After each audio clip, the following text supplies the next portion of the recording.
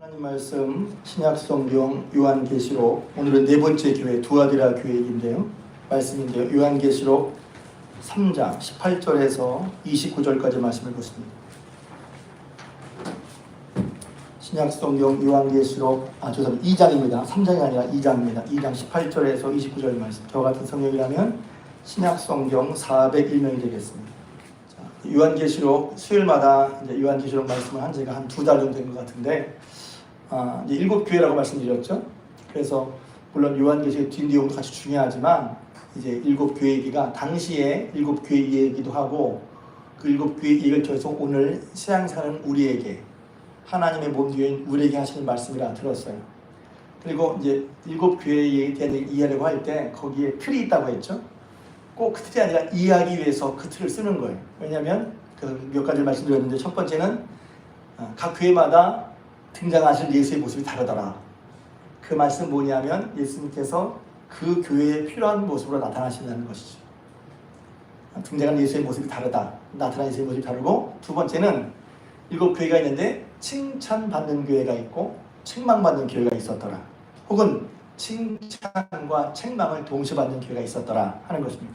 교회는 마찬가지죠. 그래서 교회는 칭찬받은 건 무엇인지, 이거 잘하는 거구나. 책망받으면 무엇이 이거 고쳐야 되는구나. 그리고 이제 서머나 교회와 이제 빌라델비아 교회에는 다 칭찬도 받고 책망도 받았어요. 그러니까 우리의 신앙을, 나도 모르게 이제 책망한다면 별로 기분은 안 좋지만, 우리의 신앙이 하나님 앞에 부족한 게 있으니까 깨닫게 하시는 거죠. 말씀을 듣는 거예요. 그래서 칭찬도 받고 책망도 받는 교회들이 있다. 오늘날도 마찬가지란 말이죠. 세 번째는, 그러면 어떻게 해야지? 이제 책망하신 다음에 그 뒤에는 그 책망 혹은 부족한 점을 어떻게 할지 또 말씀해 주신다는 말. 그래서 이렇게 해라, 이렇게 하라, 혹은 회개하라. 주된 얘기는 회개하라는 것이죠. 그래서 우리 신앙생활 할 때 회개는 단계마다 굉장히 중요하다고 말씀드렸어요. 회개하면 기분 나빠서 내가 뭘 얼마 전부터 회개하라고 그래요. 회개는 그런 차원이 아니라고 그랬죠. 회개는, 신앙생활은 어쩌면 회개에 합당한 열매를 맺는 과정이라고 볼 수 있어요. 제가 마태복음 3장에서 세례 요한이 나왔을 때 회개에 합당한 열매를 맺으라는 것이 알곡신앙이라고 그랬죠. 그건 알곡신앙이 뭐지? 그 본문을 잘 읽어보면 회개에 합당한 열매를 맺어가는 게 알곡신앙인 거예요. 우리는 그렇잖아요. 제가 처음 예수 믿을 때는 회개할 것이 있더라도 5년, 10년, 20년, 30년, 40년 믿는데 회개할 게 뭐 있을까? 회개할 게 있죠. 왜냐하면 그때는 안 보이거든. 그때는 안 보이고 모르거든. 그런데 신앙이 익어갈수록 안 보이던 것이 보이게 되고, 그것으로 나 자신을 보게 되고, 그러면서 우리의 연약함, 지금까지 내가 잘한다고, 이 방향에 맞다고 했었는데 이거 보니까 이게 아닌 거야, 아닌 것도 있어. 그렇게 깨달을 때 그게 은혜라는 것이죠. 할렐루야. 시편 30편, 제가 몇 주 전 새벽기도 때 신앙생활 하다가, 신앙생활 하면서 이거 중요한데 문득 깨닫는 거 있다고 했죠. 왜? 눈엔 잘 안 보이는데 이게 중요한 거야. 그게 뭐냐면 저는 회개하는 거란 말이에요. 시편 30편에 이로 말미암아 무릇 경건한 자는, 제가 계속 반복해서 얘기하잖아요. 경건한 자는 하나님을 만날 기회를 얻어서 주께 기도할지라. 하나님 만날 기회다라는 것을 밑에 각주에 보면 뭐라고 나와 있다고요? 이걸 기회에 대해서 다 아시죠? 그렇죠. 죄를 깨달을 때마다. 경건한 자는 하나님 만날 기회, 그 밑에 각주를 보면 시편 32편에 보면 죄를 깨달을 때마다. 그러니까 제가 이거 보고 알았어요. 경건한 사람은 죄가 없는 사람이 아닌 거예요. 오히려 하나님을 가까이 하면서 자신의 부족함을 보고 그것을 내놓는 사람이 경건한 사람이에요. 그럼 회개는 경건한 자의 표시라고까지 볼 수 있어요. 그러니까 처음에는 회개라고 그러면 내가 뭘 잘못했다고 자꾸 회개하라고 그래. 왜? 우리 스스로 우리는 신앙 안에서 옳다고 여기받고 싶거든요. 그 중요하죠. 옳게 사는 거, 바르게 살려고 하는 게 중요한데, 하나님 앞에서 우리는 내가 뻣뻣하게 나 잘하고 있잖아 이렇게 할 수가 없어요. 회개하는 게 중요하다. 그래서 회개하는 이제 방법, 이 문제 혹은 이론을 어떻게 행할지 방법을 일러주십니다. 그리고 그다음에 권면하시죠. 그래서 이기는 자, 그 말은, 이기라는 말은 뭐냐면 못 이기면 국물도 없어 이런 뜻이 아니라, 하나님은 우리가 신앙의 싸움에서 신앙생활에서 뭐 하길 바라신다? 이기길 바라신다. 하나님 우리가 이길 수 있도록 모든 후원을 아끼지 않고 부어주신다. 할렐루야. 기억하십시오. 그리고 마지막에는 상급을 말하고 있죠. 이기는 자에게는 어떠한 상급을 준다 하는 말씀하고 있어요. 그리고 맨 마지막에 귀 있는 자는 성령이 교회들이 하신 말씀을 들을지어다. 이게 계속해서 반복해서 나오는 그런 틀이란 말이에요. 성령이 교회들에게. 그래서 이 말씀은 당시 제가 요한계시 쓰여질 때가 한 100여 년 정도라고 했죠. 쓰여질 때 그 당시에 있는 교회는 물론이고 그 교회 사정을 통해서 그 교회 모습을 통해서 오늘 저 여러분들에게 말씀하시고 계신다는 것입니다. 서론이에요. 그래서 7교회니까 한번 교회 이름 외우자고 그랬죠. 따라합시다. 에서 버두 사빌라. 에 서 버 두 사 사 빌 라 이렇게 외워져요. 에서 버두 사빌라. 오늘 두아디라 교회 보내는 말씀입니다. 두아디라 교회도 이 얘기도 두 부분으로 나누어서 말씀드리고 짧게 말씀드리는데 기도하고 싶어서 그래요. 자, 두아디라 교회에 나타난 예수의 모습은 뭐냐면 예수의 모습은 18절에 보면 그 두 눈이 불꽃 같고 그 발이 빛난 주석과 같은 하나님의 아들이 이르시되 그랬어요. 그 눈이 불꽃 같다는 말은 교회의 모든 것을 꿰뚫어 보시고 아시고 또 주석 같다는 말은 뭐냐면 교회를 무질서하게 만드는 것을 심판하시는 교회를 튼튼히 탄탄히 하시는 주님이라는 그런 뜻으로 보면 돼요. 뭐 해석은 굉장히 많습니다. 근데 이제 그 눈이 눈이 불꽃 같다는 말은 하나님이 혹은 예수님이 우리의 모든 것을 꿰뚫어 보고 알고 계시다는 것을 말하는 거예요. 그래서 저는 안심되고 좋은 게 뭐냐면 하나님이 여기 보면 안다. 19절에 보면 안다가 나와 있죠. 내 사업과 사랑과 믿음과 성령과 인내를 내가 알고 있다. 할렐루야. 하나님이 알고 계시니 여러분 안심하시기 바랍니다. 안다 그러니까 그러니까 하나님 앞에 충성된 사람들은 당장 표현하지 않더라도 하나님이 알고 계시는 것을 믿으시길 주님의 축복합니다.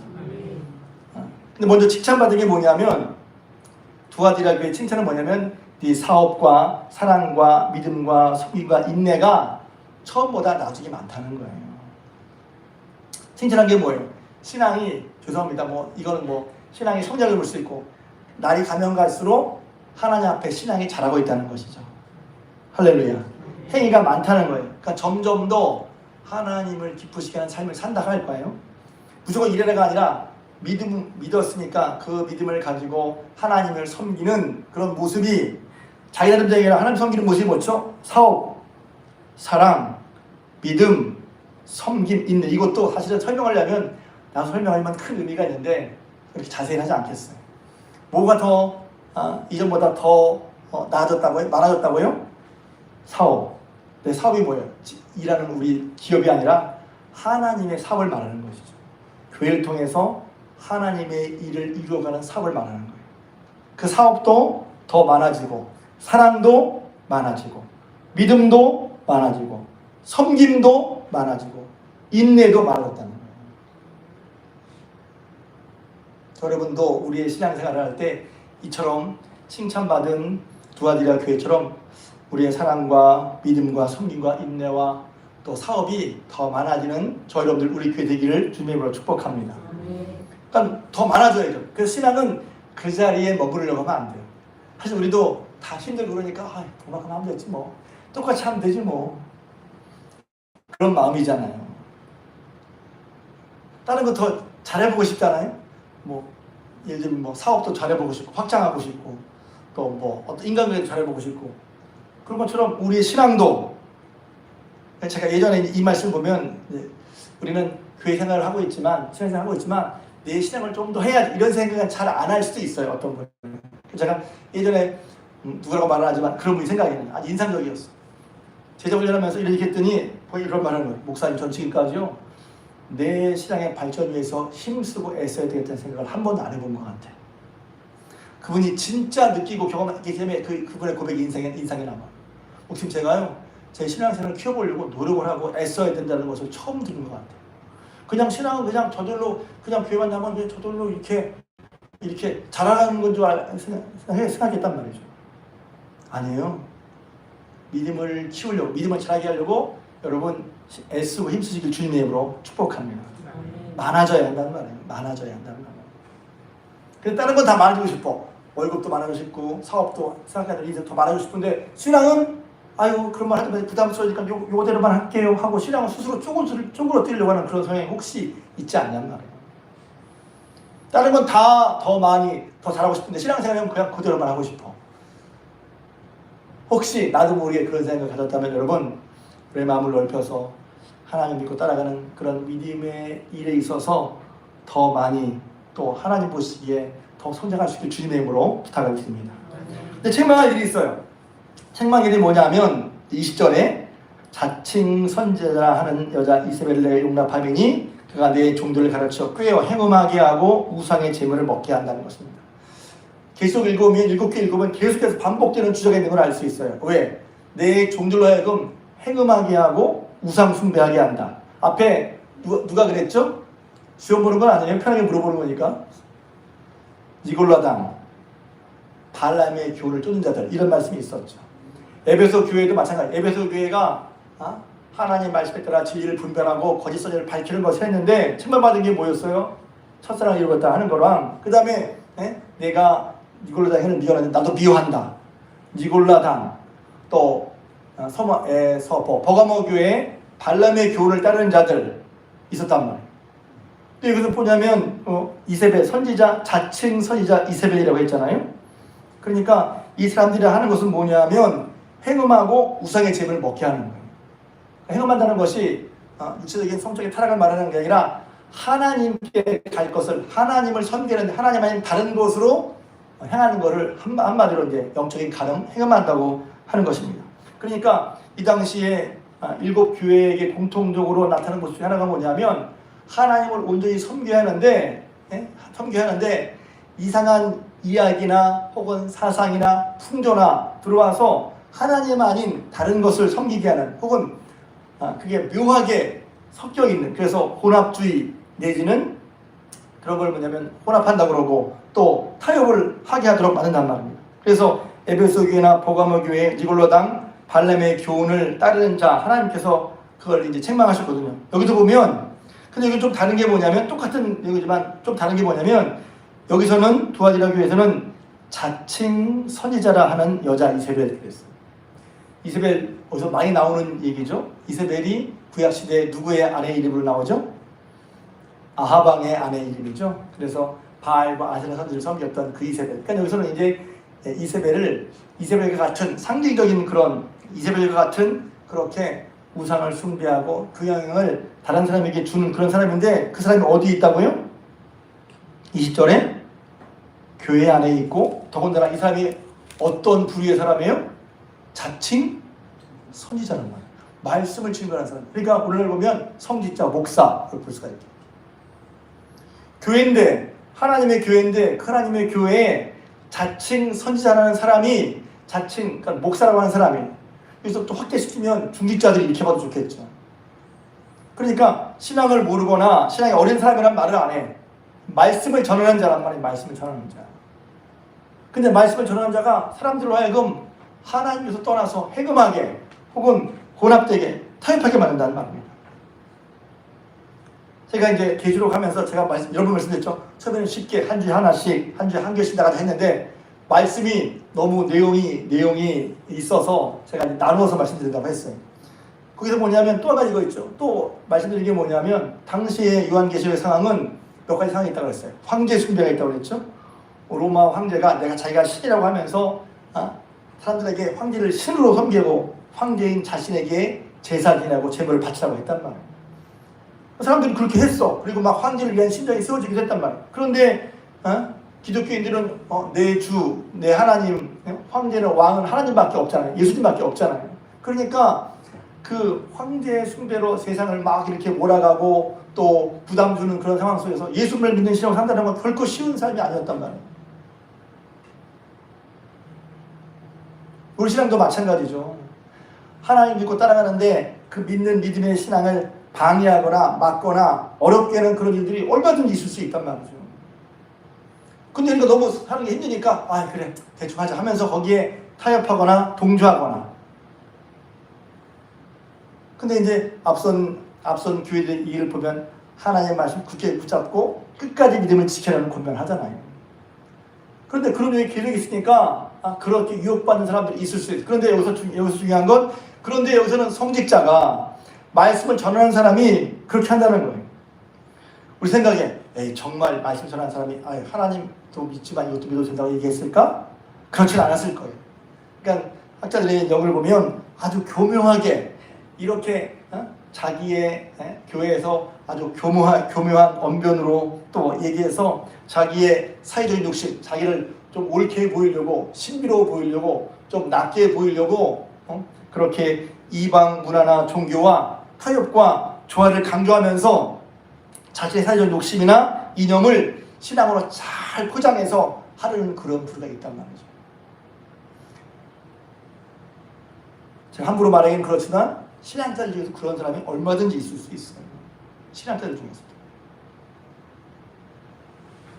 제가 공부하던 90년대에도 책을 보면 이게 좀 놀라운 책들이 있었어요. 흔히 꼭 자유주의 신앙만이 아니라 혁신적인 어떤 그런 신학 사상을, 왜냐하면 새로운 시대의 복음을 새롭게 이해해야 한다고 새로운 철학의 사조로 예수님을 신앙을 설명하는데 이게 못 받아들이겠는 거예요. 여전히 있어요. 근데 그런 걸 추구하는 사람이 여전히 있단 말이에요. 여전히 있어요. 그러니까 자신이 뭔가 학문적으로나 혹은 누구에겐가 주목을 받고 싶어서 이런 식으로 합당하지 않은 것을 마치 고귀한 신앙인 양 포장해서 그렇게 사람들을 이끄는 그런 사람들이 그 당시에도 있었다는 거예요. 그러면 주로 두 가지입니다. 하나는 어떤 신앙적인 사상적인, 그래서 여러분 이렇게 하면 좀 예민한 건데 성인지 감수성이라는 게 있잖아요. 그런 것이 사실은 어디서 나왔냐 하면 68혁명에서 나왔어요. 내 스스로 태어날 때부터 내가 판단하는 것은 학습된 거라는 거예요. 그러니까 학습된 걸 끊어버리고 이런 거 없이, 전제 없이, 지금까지 인류가 싸웠고 전제 없이 네가 생각하는 게 옳은 거야, 이렇게 얘기한단 말이에요. 그러니까 독일에는 제가 꽤 오래전에 들은 얘기지만 성이 29가지래요. 29가지. 남자 여자 외에 또 뭐가 있는지 모르겠어. 29가지. 하나 알아. 알지 못하는 성도 있어요. 그래서 자기가 성 결정권을 자기가 가진다는 거예요. 여기도 깊이 들어가면 우리는 때로는 말이 안 된다고 생각하지만 깊이 들어가면 나름대로의 논리는 있어요. 왜? 자기가 여성이라는 것이 넌 여자야, 넌 남자야, 이렇게 사회적인 인식 속에서 벌어진다는 것이죠. 그러니까 생물학적인 성도 무시하는 거예요. 좀 얘기가 좀 복잡하게 되는데. 그러니까 그런 걸 다 끊어버리고 네가 생각하는 게 너야. 난 남자인데 그럼 넌 남자야. 이렇게 된다는 것이죠. 그것을 옳다고 여기는 사람들이 있어요. 근데 그것이 맞습니까? 맞지 않죠. 네, 그런 거예요. 이런 언변으로 그래서 동성애라든가 혹은 자기 성 결정권을 얘기하면서 동성애 이런 것을 별로 중요하게 생각하지 않아. 그 사람들은. 그런 것이죠. 또 한 가지는 사상적인 또 한 가지는 신비한 거예요. 신비한 거. 여기서 자칭 선지자고 하니까 왜 선지자가 가만히 놔둬요? 저 사람은 뭔가 있는 것 같아. 그런 모습 양해하십시오. 신비하게 보여. 목사님 하얀 옷 쫙 빼입고 흰 구두 딱 신고 이렇게 뭔가 목사님이 신비감이 있어. 목사님은 뭔가 대단한 분 것처럼 보여. 목사님에 대한 경외심은 좋은 건데 목사님이 실은 아니에요. 목사가. 그러니까 그런 신비를 포장해서 사람들을 유혹을 한단 말이에요. 여러분, 신비한 것이고 놀라운 것이 있지만 그러나 그 신비와 이상한 일들이 다 하나님적인 것은 아니에요. 예를 들면 신천지가 이걸 잘 이용하죠. 지금은 어쩐지 모르겠지만 신천지가 사람을 포섭할 때 어떻게 한다고 그래요? 딱 보니까 우연히 만난 것 같은데 우연히 만난 게 아니죠. 사실은 이미 다 주변 사람을 포섭해놔서 그 사람의 취미, 몇 시 어디 가는지 뭘 하는지 다 알아놓고 우연히 딱 맞는 것처럼 한단 말이에요. 그럼 사람들은 이거 봐라, 우연히 만났네. 그리고 또 이렇게 얘기한단 말이에요. 어째 꿈을 꿨는데 당신을 만나는 꿈을 꿈꿨다고 하면 또 푹 죽어 사람이. 그냥 얘기하면 안 믿는데 꿈에서 봤다면 다 믿어. 진짜 이렇게 쓴다니까요. 뭘? 신비하잖아. 신기하잖아. 이렇게 꿈속에서 봤다. 선교사님이 말씀하시는데 당신이 보니까 딱 만나게 됐다. 이건 하나님. 그렇게 믿어. 여러분, 제가 좀 이런 것에 있어. 기독교는 신비가 분명히 있습니다. 근데 그 신비 자체가 목적이 아닌 거예요. 저도 신비를 좋아하고 신비를 인정해요. 그런데 신비한 것 자체는 말씀으로 판단해야 된단 말이에요. 한번 말씀 찾아보겠습니다. 신명기 13장. 신명기 13장.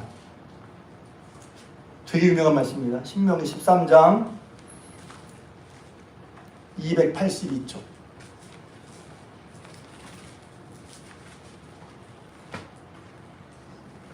신명기 13장 1절에서 3절까지.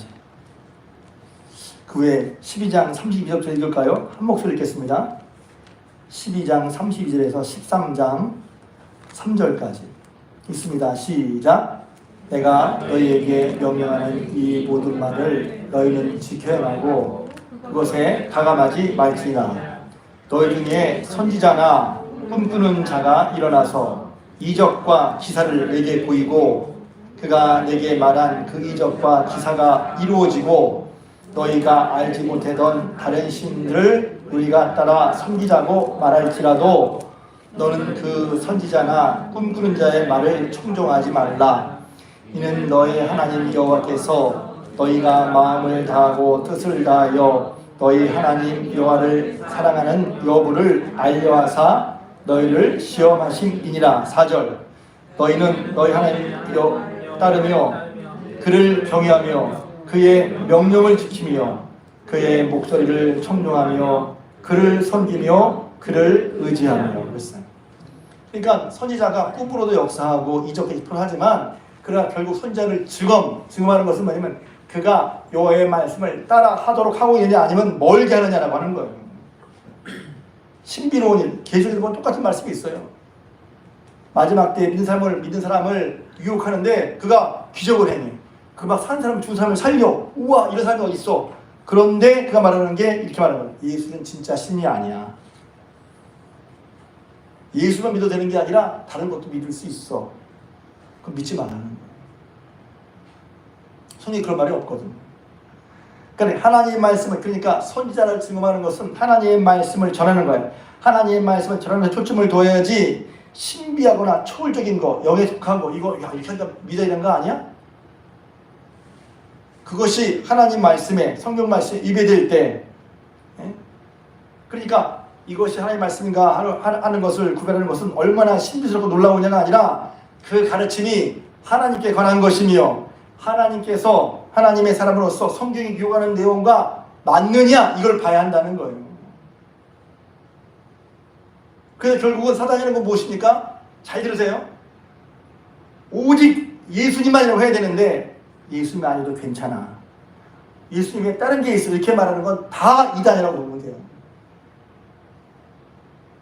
하나님께, 예수님께 집중하지 않게. 우상 숭배 뭡니까? 예수님밖에 없단 말이에요. 그런데 예수님 아니어도 괜찮고 꼭 예수님 아니어도 예수님이 갈 모든 것을 빼앗아서 슬슬 빼앗으려고 하는 거예요. 결국 하나님과 멀어지게 예수 그리스도를 온전히 철저히 붙잡지 않게 하는 것이 사단의 술책이란 말이에요. 그것만 분명히 알아도.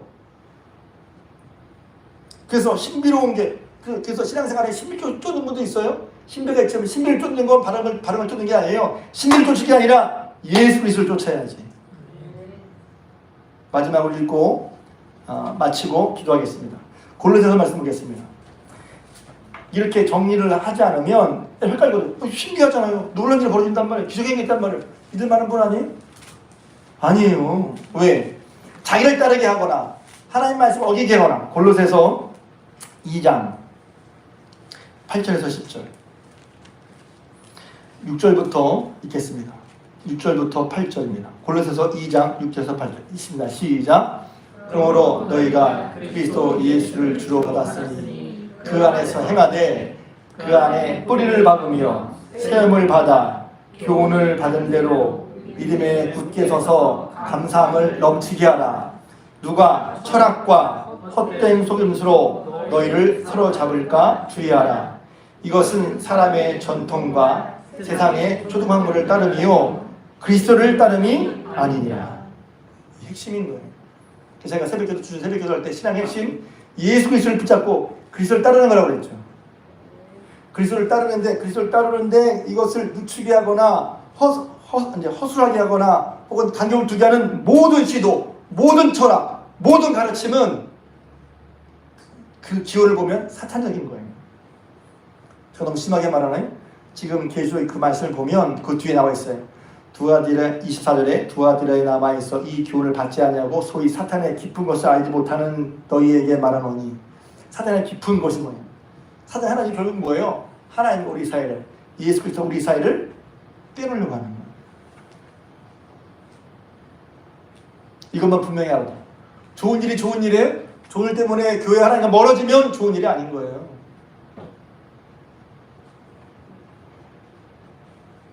직장 좋은 데 들어갔어요? 그 직장 좋은 데 들어가라고 교회 하나님이 멀어져? 좋은 일 아니에요. 우리 보통 좋은 일은 나쁜 일은 어렵고 힘들고 고생하고. 근데 어렵고 고생하지만 그것 때문에 하나님과 더욱 붙어 있어. 할렐루야. 그건 승리하는 거예요. 우리의 승리는 뭐예요? 우리 예수 믿어서 뭔가 성공하고 잘되고 많이 벌고 유명해지고 그게 승리가 아니라 승리 자체는 뭐냐면 예수님을 끝까지 붙이는 게 승리란 말이에요. 핵심이 뭐냔 말이에요. 핵심이 예수님 믿고 잘 됐고 승리하고 좋은 차도 사고 빌딩도 몰고 우와 잘 됐어. 예수님 좀 잘 됐다. 그럼 예수님과 멀어져. 사단이 하는 거예요. 이게 핵심이 뭔지 여기서 보면 이세벨이 그런 걸 통해서 뭐라는 거예요? 하나님과의 사이를 예수님과의 사이를 띄우려고 하는 거예요. 문화적으로나 혹은 신비로 교묘하게 주님과 떨어지게 하는 거예요. 핵심은 예수 붙드는 거란 말이죠. 계속 읽겠습니다. 골로새서 2장 9절. 왜 중요합니까? 예수님의 시작. 그 안에는 신성의 모든 충만이 육체로 거하시고 그랬어요. 신성의 모든 충만이 예수님 안에 거한단 말이에요. 신비는 계속 예수 그리스도인 거예요. 예수 그리스도 신비야. 그렇기 때문에 어떻게 해야죠? 그 뒤에 16절부터 18절 19절 읽겠습니다. 시작. 아무도 꾸며낸 겸손과 천사 숭배를 이유로 너희를 정죄하지 못하게 하라. 그가 본 것에 의지하여 그 육신의 생각에 따라 헛되이 과장하고 머리를 붙들지 아니하는지라. 온 몸이 머리로 말미암아 마디와 힘줄로 공급함을 받고 연합하여 하나님이 자라게 하심으로 자라느니라. 뭘 붙들자는 거예요? 머리신, 교회의 머리신 예수를 붙들지 않게 한단 말이에요. 신비를 따라가, 본 것 따라가, 이상한 것 따라가. 분명히 신비가 있지만 그걸 통해서 핵심은 예수님을 따라가는 게 먼저란 말이에요. 그래서 표적을 하는 게 표적이 사인이라고 그러잖아요. 사인은 뭐냐면 표적 자체가 중요한 게 아니라 그 표적이 가리키는 거. 그 표적은 예수가 그리스도심을 가리키는 거란 말이죠. 근데 그 그리스도심을 믿으면 되는 거예요. 따라가는데 예수가 그리스도를 믿고 따라가는 데는 관심이 없고 신기한 것만 따라다녀요. 신기한 것만. 신기하네. 누웠다 일어났는데 신비를 체험한 분도 많죠. 요새는 그런 게 없지만 입시라는 것도 있고 기도하다가 방언이 말하는 것도 있고 방언이 누구에게 가는 것도 느껴지고 누가 방언이 나한테 오는 것도 느껴지고 그런 게 있어요. 있지만 그거 자체가 중요한 게 아니라 그걸 통해서 우리가 예수님을 더 잘 믿는 것이 중요한 거란 말이에요. 그게 핵심적인 거예요. 그걸 놓치면 신기하네. 신기한 일인데 그걸 찾아다녀. 신기한 일. 믿음이 안 되라고 예수를 따라가고 예수를 붙들고 주의 머리를 붙들고 주의 말씀을 붙들고 따라가는 일에 신경 쓰지 않고 그런 일만 따라가. 그러니까 기도만 다녀. 예를 들면 기도는 나쁘다는 게 아니라 그런 식으로 다니는 건 문제란 말이에요. 자기 취향에 맞는 데만 따라다녀. 자기 취향에 맞는 교회만 따라다녀. 교회를 판단하면서 이 교회 그렇게 하는 거예요? 예수를 붙드는 데 최선을 다해야지. 마지막 때가 오면 마지막 때에 대한 얘기죠. 마지막 때가 오면 사람들이 하나님 말씀에 그 말씀 따르는 것이 때로는 불편하고 어렵거든요. 그러니까 자꾸 자기 스스로 타협을 하게 된단 말이에요. 그럼 뭐예요? 예수님을 끝까지 붙드는 게 중요한데 붙들기 힘드니까 이걸 슬쩍 하고서 이제 좀 쉽게 하려고 하는 거예요. 그걸 다른 건 쉽게 해야죠. 편하게. 그러나 예수 믿는 건 쉽고 편하게 하는 게 아니라 끝까지 예수님 붙들고 가는 거란 말이죠. 할렐루야. 그러니 핵심 무엇입니까? 오늘 두 아리라 교회가 잘한 건 믿음의 행위들이, 믿음의 사업들이 더 확장되는 거였어요. 할렐루야. 생각하기에 여기서는 먼저 선지자가 문제죠. 그렇게 하는 사람들 다음번에 얘기할 때 하나님께서 그 사람들 잘 모르지만 그 속을 꿰뚫어 보시고 하나님이 나중에 그를 잘 심판하신다고 했어요. 우리 나도 모르게 혹시 그런 가르침이나 그런 마음이 내 속에 들어오거든 이것이 세상의 사상이나 세상 학문이나 철학이나 초등학문이 와서 내 속에 어떤 일을 일으켜서 결국 그것이 어떻게 예수를 붙잡는 걸 희미하게 하거나 하나님 본능에 따르는 것을 주춤거리게 만들고 구멍이 생기게 만들고 느슨하게 만들거든. 그건 바로 그게 이세벨이 우리를 행음하도록 우리를 꼬이는 거라고 아시면 된단 말이에요. 알아야 안 빠지지. 알아야 벗어나지. 그리고 우리는 어떻게 해야 돼요? 끝까지 머리이신 예수 그리스도를 붙든 일에 할렐루야. 그 안에서 뿌리를 받고 예수를 닮아가고 예수 붙잡고 예수를 믿고 따라가는 일에 힘을 쓰는 저여러분 되시길 주님의 이름으로 부탁을 드립니다.